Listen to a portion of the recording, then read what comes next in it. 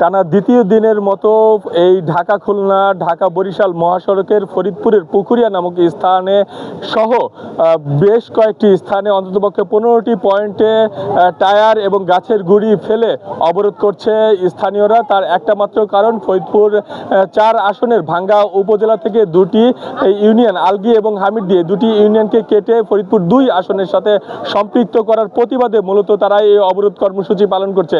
আজকে তার টানা দ্বিতীয় দিন, এই কালকেও কিন্তু সারা দিন এই অবরোধ কর্মসূচি পালিত হয়েছে। সকাল 8টা থেকে সন্ধ্যা 7টা পর্যন্ত এই অবরোধ কর্মসূচি পালিত হচ্ছিল, যার কারণে এই মহাসড়কের দুই পাশে শত শত যানবাহন এখানে আটকে ছিল। যারা যাত্রী সাধারণ রয়েছে তারা ভোগান্তির মধ্যে পড়েছে। আপনাদেরকে যদি আজকেও তার ঠিক তেমন চিত্র দেখানোর চেষ্টা করি, আপনারা দেখতে পাচ্ছেন যাত্রী সাধারণ যারা রয়েছে তারা কিন্তু পায়ে হেঁটে তাদের গন্তব্য স্থলে যাওয়ার চেষ্টা করছে। আমরা এমনটাই কিন্তু দেখতে পাচ্ছি, অনেকে ব্যাগ হাতে নিয়ে কয়েক কিলোমিটার পথ হেঁটে মূলত তারা তাদের গন্তব্যের স্থলে ছুটছে। আমরা একটু কথা বলতে চাই যাত্রী যারা আছে তাদের সঙ্গে। ভাই, আপনি কোথা থেকে এসেছেন, কোথায় যাচ্ছেন? ফরিদপুর থেকে আসতেছি, ভাঙা যাইতেছিলাম আসলে, এই কারণে কিভাবে যাচ্ছেন? এই জায়গা নামাই দিছে, হাইটে যাইতেছি। পদ্মা সেতু, মেট্রো রেল এবং এলিভেটেড এক্সপ্রেসওয়ে নির্মাণের গর্বিত অংশীদার বসুন্ধরা সিমেন্ট। আপনারা শুনতে পাচ্ছিলেন, তারা কিন্তু পায়ে হেঁটে তাদের গন্তব্যস্থলে যাচ্ছে। আমরা একটু কথা বলতে চাই স্থানীয় বাসিন্দাদের সঙ্গে। আপনারা কি কারণে মূলত এই অবরোধ করছেন? আমরা এখানে মূলত আছি, আমাদের দুইটা ইউনিয়ন হামিরদী এবং আলগী ভাঙ্গা থেকে কেটে নিয়ে নগরকান্দা 2 আসন অর্থাৎ নগরকান্দা সালতার মধ্যে অন্তর্ভুক্ত করা হয়েছে। এই কারণে আমরা এখানে অবরোধ করতেছি, যাতে করে হামিরদী এবং আলগীকে পুনরায় এবং ভাঙ্গার মধ্যে অন্তর্ভুক্ত করে আমাদেরকে সেই ব্যবস্থা করার জন্য। ধন্যবাদ আপনাকে। আমরা কথা বলতে চাই আরেকজনের সঙ্গে। ভাই, এই যে আমরা দেখছি গতকালকেও আপনারা সড়ক অবরোধ করে বিক্ষোভ করেছেন, আজকেও করছেন, আপনাদের এই দাবি তো পূরণ হচ্ছে না, তাই সেই ক্ষেত্রে আপনারা কি করবেন? আর ওই 2 আসনে গেলে আপনাদের সমস্যা কি হবে? 2 আসনে গেলে আমাকে সমস্যাটা হবে, যেটা মনে করেন আমাকে কোনো এমপি থাকবে না, যে ওই এমপি তো আমাকে এখানে এসে কোনো কাজ দেবে না। আমাদের অনেক দূরত্ব অনেক দূরে, তো আমাকে এখান থেকে আপনার নর্মালি 50 কিলো রাস্তা, কারণ আমরা কখনো যাইনি ওখানে, তো আমরা জানতে পারবো না। এরকম অনেক রাস্তাটা অনেক সমস্যা। তো আমরা যে 4 আসনে ছিলাম, জায়গাটা অনেক কাছে, আমার থেকে 10 টাকা ভাড়া। আমরা একবার থানার সাথে মিলে না, আমরা থানা পরিবারের সাথে মিলে যে 2টি ইউনিয়ন, সেই 2টা কাটা হয়েছে। তারপরে আপনার মনে করেন আমাকে রাস্তাঘাটের যে উন্নয়ন এত সুন্দর, আমরা তা থেকে কেন আমরা ওই ইসে যাবো? ধন্যবাদ আপনাকে। আপনারা শুনতে পাচ্ছিলেন তাদের দুর্ভোগের কথা। আমরা আরেকটু কথা বলতে চাই এই স্থানীয় বাসিন্দাদের সঙ্গে, যে ভাই নানাবিধ সমস্যার কথা শুনছিলাম। আমরা যেটা জেনেছি যে স্বাধীনতার পরবর্তী থেকেই আপনারা ভাঙ্গার মধ্যে রয়েছেন। এখন ওই আসনে 2 আসনে গেলে আপনাদের কি কি সমস্যার মধ্যে পড়বেন? আসসালামু আলাইকুম। আমাদের আসনের যে কতটুকু শান্তি হবে, আমাদের সালটা এখান থেকে হলো 30 কিলো থেকে আমাদের 200 টাকা ভালো হবে। আমাদের হামিদির বাসী, আলগিনিয়ান বাসী, আমাদের ভাঙ্গার তারা নিকটে এখানে আমাদের একটু শান্তি সরঙ্গ হবে, অনেক শান্তিতে আমরা থাকতে পারবো, জনগণ মা বোন নিয়ে আমরা শান্তিতে থাকতে পারবো। আর যদি আমাদের এই সালটা নিয়ে যান, তাহলে আমাদের কোনো শান্তি হয় না, কোনো কিছু হয় না, আমাদের ভোগান্তি হয়, আমরা রোহিঙ্গার মতো রয়ে যাই। কেন রোহিঙ্গার মতো রয়ে যাই? কেন আমাদের নির্বাচন কমিশনার যে এই 2টা ইউনিয়ন কাটিয়ে নিচ্ছে, এই নির্বাচনকে অনুরোধ বলতেছি, তাদের হাতে পায়ে বলতেছি যে আমাদের ইউনিয়ন 2টা আমাদের ভাঙ্গার ভিতর আর ফরিদপুর 4 আসনের ভিতরে আমাদের মিলাই দেন। যদি না মিলানো হয় সেই ক্ষেত্রে আপনারা কি? যদি না মিলানো হয় আমরা রাজপথ ছাড়বো না। আমরা যদি মানুষের না থাকে, রক্ত দিব, দরকার আমরা যদি মানুষ না পাই, রাস্তা কাইটে আমরা গাড়ি অবরোধ করে বেড়াবো।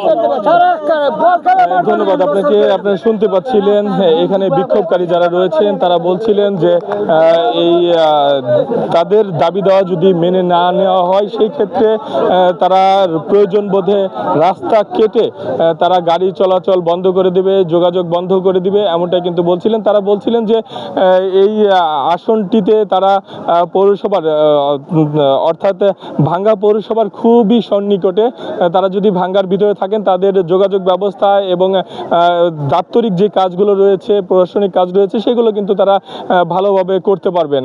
আর এখানে থেকে যদি ফরিদপুর 2 আসনে কেটে নিয়ে যাওয়া হয় সেই ক্ষেত্রে দেখা যাচ্ছে যে তারা অনেক দুর্ভোগের মধ্যে পড়বেন এমনটাই কিন্তু আমাদেরকে জানানো হচ্ছিল।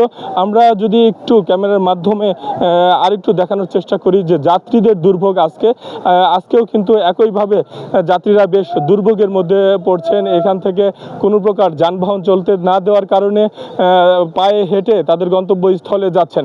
আপনাদেরকে যদি আরেকটু জানিয়ে রাখি যে এই দুর্ভোগের কথা চিন্তা করে পুলিশ প্রশাসন এবং যেই ট্রাফিক রয়েছেন দায়িত্বে, তারা একটি বিকল্প পন্থায় যানবাহন চলাচলের ব্যবস্থা করেছেন। আমরা যেটা জানতে পেরেছি খুলনা এবং যশোর রুটের যে গাড়িগুলো রয়েছে, গোপালগঞ্জের গাড়িগুলো রয়েছে, সেগুলো ফরিদপুরের দৌলতদিয়া পাটুরিয়া হয়ে তারা যাতায়াতের ব্যবস্থা করেছেন। এছাড়া বরিশাল রুটের যে যানবাহন রয়েছে সেই যানবাহনগুলো কিন্তু বিকল্প পন্থায় শিবচরের মধ্য দিয়ে তারা সেই গাড়িগুলো চলাচলের ব্যবস্থা করছেন।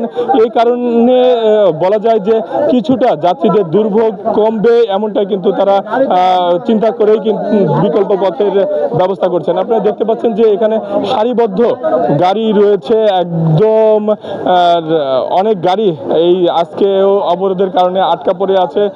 যাত্রীরা তাদের গন্তব্যস্থলে পায়ে হেঁটে রিকশায় ভ্যানে করে যাওয়ার চেষ্টা করছেন এমনটাই আমরা দেখতে পাচ্ছি। আপনারা দেখছেন যে এখানে যাত্রী যারা রয়েছে তারা অনেক কষ্টে এবং দুর্ভোগের মধ্যে রয়েছে। আপনারা দেখছেন এখানে যারা গাড়ির ড্রাইভার রয়েছে, হেল্পার রয়েছে, তারাও কিন্তু বেশ দুর্ভোগের মধ্যে পড়ছেন। আমরা দেখেছি যে বিভিন্ন খাদ্য দ্রব্য বহনকারী গাড়ি রয়েছে, ওষুধ কোম্পানির গাড়িগুলো রয়েছে, সেই গাড়িগুলোও কিন্তু ঢাকার সঙ্গে যে যোগাযোগের ব্যবস্থা সেগুলো কিন্তু করতে পারছে না। আর তীব্র তাপদাহ চলছে। এই তাপদাহের মধ্যে এখানে রাস্তার উপরে টিকে থাকা কিন্তু অনেক কষ্ট, যার কারণে গাড়িতে যারা রয়েছেন তারা গাড়ির নিচে আশ্রয় নিয়েছেন এমনটাই দেখতে পাচ্ছি। আমরা একটু কথা বলতে চাই এই গাড়িতে যারা রয়েছেন তাদের সঙ্গে। ভাই, এই যে অবরোধ চলতেছে টানা 2 দিন, আপনাদের কি সমস্যা হচ্ছে? আমাদের খুবই কষ্ট হচ্ছে, আমাদের ড্রাইভারদের কোনো নিরাপত্তা নেই রাস্তাতে। আর এই যে সারা রাত আমরা গাড়ি চালাই আসছি, এই রাস্তাতে আমরা গন্তব্যস্থানে পৌঁছাতে পারি নাই, এই রাস্তাতে আমরা পড়ে আছি। তো এটা যত তাড়াতাড়ি সম্ভব হয় তো আমরা গন্তব্যস্থানে পৌঁছতে পারবো, এটাই আমার কথা, যেন আমরা তাড়াতাড়ি জায়গা মতন পৌঁছতে পারি। ধন্যবাদ আপনাকে। আপনারা শুনতে পাচ্ছিলেন যারা এই গাড়ি চালাচ্ছেন তারা বলছিলেন যে তারা কিন্তু দুর্ভোগের মধ্যে রয়েছেন। তাদের যাতায়াতের যদি একটু ব্যবস্থা করে দেওয়া হয় সেই ক্ষেত্রে কিন্তু তারা নির্বিঘ্নে তাদের গন্তব্যস্থলে পৌঁছতে পারবেন। আপনাদেরকে যদি আরেকটু কথা জানিয়ে রাখি যে গত শুক্রবারে যখন প্রথম আন্দোলনের ডাক দেওয়া হয় তখন দুর্ভোগের মধ্যেও কিন্তু সেদিন পড়তে হয়েছিল। সেদিনও সমস্ত যানবাহন বন্ধ করে দিয়েছিল এই 2 ইউনিয়নের হাজারো মানুষ। আজকেও ঠিক তেমনই এই ভাঙ্গা উপজেলার 2টি ইউনিয়নের 15টি পয়েন্টে তারা এই অবরোধ কর্মসূচি পালন করছে। বিভিন্ন জায়গায় গাছের গুঁড়ি ফেলে, টায়ার জ্বালিয়ে, রাস্তার উপরে তাঁবু টানিয়ে তারা এই অবরোধ কর্মসূচিগুলো পালন করছেন। তারা বলছিলেন যে তারা শান্তিপূর্ণভাবে অবস্থান এবং অবরোধ কর্মসূচি পালন করছে। তাদের এই দাবি দেওয়া যতক্ষণ না পর্যন্ত মেনে নেওয়া হবে ততক্ষণ পর্যন্ত তারা এই অবরোধ কর্মসূচি চালিয়ে যাবেন এমনটাই কিন্তু আমাদেরকে বলছিলেন। তো এই ছিল আমার কাছে মহাসড়ক অবরোধের সর্বশেষ সংবাদ।